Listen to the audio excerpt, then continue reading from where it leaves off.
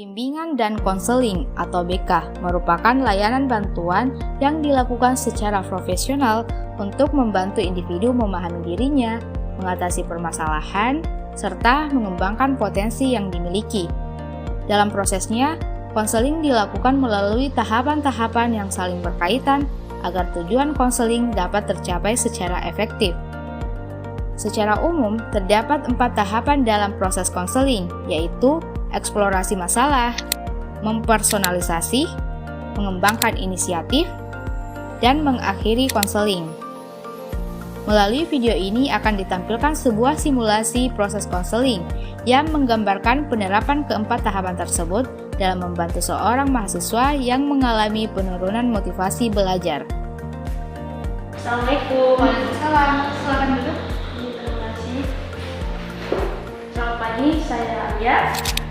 Selamat pagi, saya pada selaku konselor kamu hari ini. Jadi apa yang bisa saya bantu? Saya ingin berkonsultasi dan butuh bantuan. Sebelum kita mulai, ada yang ingin saya sampaikan bahwa apa yang kamu sampaikan nanti itu akan saya jaga kerahasiaannya. Jadi tidak perlu terburu-buru. Saya harap kamu bisa bercerita dengan nyaman.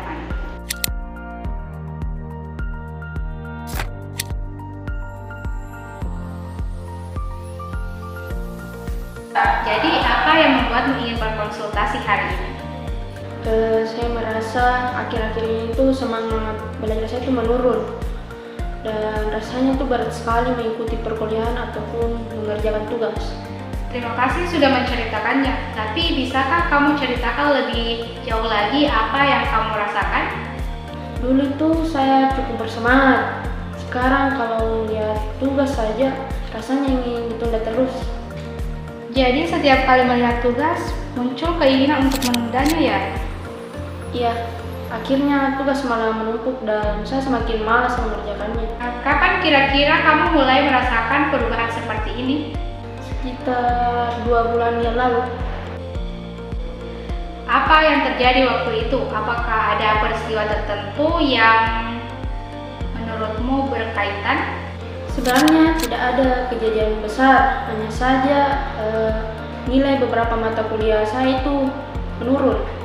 Bagaimana perasaanmu ketika mengetahui nilai itu? Pastinya kecewa, saya merasa usaha saya itu sia-sia. Saya bisa memahami rasa kecewa itu. Selain nilai, apakah ada hal lain yang berubah dalam keseharianmu? Saya jadi sering begadang, lebih banyak main media sosial, dan jarang membuka materi kuliah. Bagaimana dengan hubunganmu dengan keluarga? Apakah ada masalah yang terjadi dan membebanimu? Tidak ada, orang tua saya baik-baik saja dan mereka selalu mendukung saya. Berarti dukungan keluarga tetap ada. Selain itu, apakah ada tekanan dari organisasi, pekerjaan, atau mungkin dari pertemanan? Tidak juga, saya hanya merasa teman-teman saya itu lebih pintar daripada saya. Apakah perasaan itu sering muncul? Hampir setiap hari, terutama saat kuliah atau melihat nilai mereka.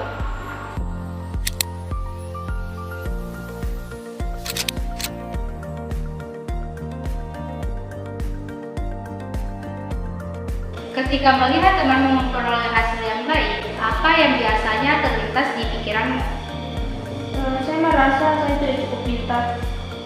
Saat pikiran itu muncul, apa yang biasanya kamu lakukan? Saya jadi kehilangan semangat. Rasanya itu percuma belajar karena hasilnya tidak akan sebagus mereka. Jadi pikiran seperti itu membuat semangat belajarmu semakin turun? Iya. Lalu ketika semangat itu turun, apa yang terjadi? Saya menunda belajar, akhirnya memang tidak siap saat kuliah ataupun ujian. Menurutmu, apa mungkin keadaan ini yang membuat nilaimu semakin menurun? Sepertinya ya. Kalau begitu, apakah bisa dikatakan bahwa bukan semata-mata kemampuanmu yang menjadi masalah, tetapi ada pola yang terjadi? Saat merasa tidak mampu, kamu jadi enggan belajar lalu hasilnya menurun, dan itu membuatmu yakin bahwa kamu tidak mampu. Iya, saya baru sadar ternyata seperti itu. Bagaimana perasaanmu setelah menyadari hal tersebut?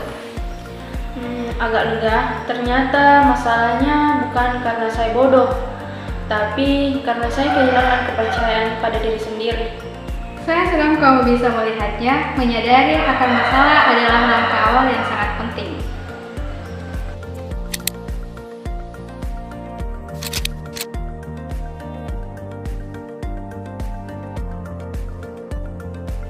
Setelah memahami apa yang terjadi, menurutmu apa yang ingin kamu ubah terlebih dahulu?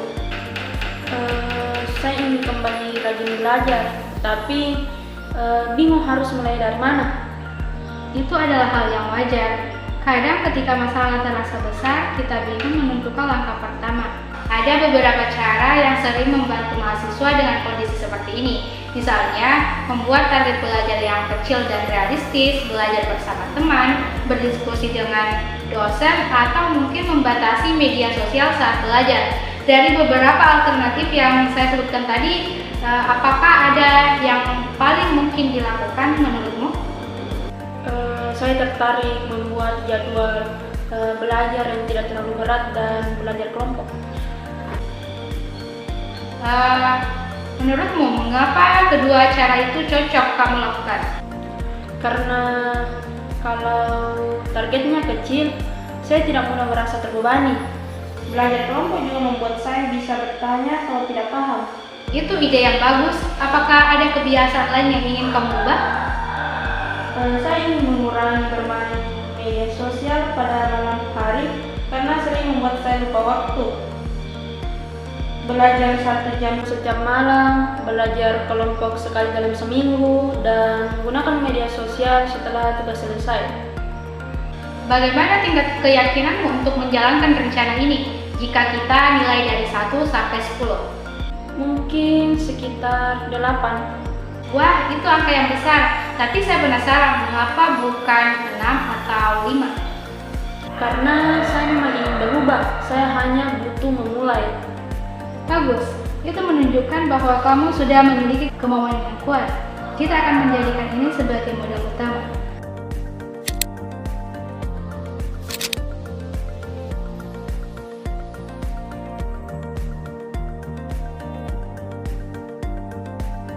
Sebelum kita akhiri, saya ingin merangkum pembicaraan kita hari ini. Awalnya kamu datang karena merasa motivasi belajarmu menurun. Setelah kita telusuri, ternyata dukungan keluarga tetap baik. Nah, yang terjadi masalah ternyata itu adalah kebiasaan membandingkan diri dengan teman, sehingga muncul pikiran bahwa dirimu ini tidak mampu. Pikiran inilah yang membuatmu menunda belajar dan akhirnya nilai kamu semakin menurun. Iya, sekarang saya jadi lebih memahami apa yang sebenarnya terjadi. Dari semua yang kita bahas, pelajaran apa yang paling berarti bagimu? Saya belajar bahwa selama ini saya terlalu fokus pada keberhasilan orang lain dan lupa melihat perkembangan diri sendiri. Itu adalah pemahaman yang sangat baik. Lalu, langkah yang akan kamu lakukan mulai minggu ini adalah membuat jadwal belajar yang realistis, belajar kelompok, dan membatasi penggunaan media sosial. Apakah itu masih sesuai dengan apa yang kamu inginkan? Iya, saya akan mencoba menjalankannya. Baik, kita tidak menuntut perubahan yang besar. Yang terpenting adalah kamu konsisten dengan apa yang kamu pilih. 2 minggu lagi kita bertemu kembali untuk melihat perkembanganmu dan menyesuaikan strategi jika diperlukan. Baik, terima kasih banyak. Saya merasa lebih tenang dan lebih percaya setelah berbicara hari ini. Terima kasih juga karena kamu terbuka selama proses ini. Saya percaya kamu memiliki kemampuan untuk berkembang. Sampai jumpa di pertemuan berikutnya. Terima kasih. Selamat pagi. Sudah sekitar 2 minggu sejak pertemuan terakhir. Bagaimana perkembanganmu? Alhamdulillah, saya merasa jauh lebih baik dibandingkan saat pertama kali datang. Apa perubahan yang paling kamu rasakan? Sekarang saya sudah lebih teratur belajar. Memang belum selalu sesuai jadwal, tetapi saya tidak lagi menunda tugas seperti dulu. Saya mendengar ada perubahan yang cukup berarti. Menurutmu apa yang paling membantu sehingga perubahan bisa terjadi? saya mulai berhenti membandingkan diri dengan teman. Saya juga lebih fokus pada target saya buat diri sendiri. Bagaimana pengaruhnya terhadap perasaanmu saat belajar? Saya jadi lebih tenang. Kalau belum paham materi, saya tidak langsung menyalahkan diri sendiri. Saya mencoba belajar lagi atau bertanya kepada teman. Itu menunjukkan cara pandangmu mulai berubah. Bagaimana dengan kebiasaan menggunakan media sosial yang sempat kita bahas saat itu? Sekarang saya lebih terkendali. Saya biasanya menyelesaikan tugas terlebih dahulu dan membuka media sosial sebagai hiburan. Bagus sekali. Selama beberapa minggu terakhir, adakah saat-saat di mana motivasimu kembali menurun? Ada. Waktu tugas sedang banyak, saya sempat merasa kewalahan. Tapi saya ingat pembicaraan kita minggu lalu. Lalu saya membagi tugas menjadi bagian-bagian kecil. Ternyata lebih mudah dikerjakan. Jadi, ketika hambatan muncul, kamu sudah memiliki cara untuk mengatasi langsung tanpa menyerah. Iya, saya merasa lebih percaya diri sekarang. Kalau nanti di kemudian hari kamu kembali mengalami penurunan motivasi, apa yang akan kamu lakukan?